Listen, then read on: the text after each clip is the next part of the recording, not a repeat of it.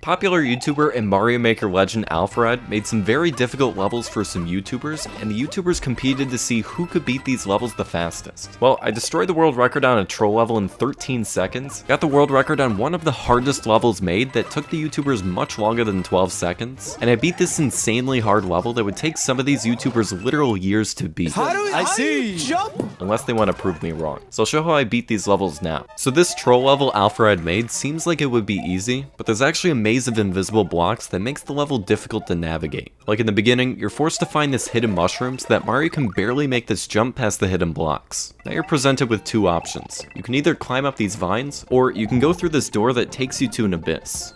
So the third and correct option is to jump up here to make this off-screen thwomp fall down so you can spin jump on it all the way up to the secret door. Now, there are a lot of invisible blocks here, so Alpharad wanted the player to hit them all before finding this narrow path going around all of them. But since I have the mushroom power-up from the beginning of the level, I can actually damage boost past these spikes to save a few seconds. So it might seem like you can't speedrun this next level because there's only one path to the end. But by making very precise movements, like me barely avoiding the spikes here, I managed to beat the level faster than intended. And at the end, there's a very difficult shortcut that saves a lot of time. Normally, you would carefully roll across the blocks and then wait to roll straight into the flagpole. But I found that you can make it across faster by precisely wall jumping off this block to the second block and perfectly timing a twirl to avoid the spikes. And here's the incredibly hard level that could take some people years to beat. At the start, I spin jump off a shell and a bob-omb. I wall jump into a spring, ground pound into another spring, and I throw this POW at this exact moment so it can clip into the ceiling and slow down just enough for me to jump off at midair. Now the level gets harder, and I even have to do some tricks off of enemies that aren't visible on the screen. So here, I jump off a wiggler enemy midair and throw a POW to clear the path. I spin jump off a bob-omb 3 times, do a midair shell jump,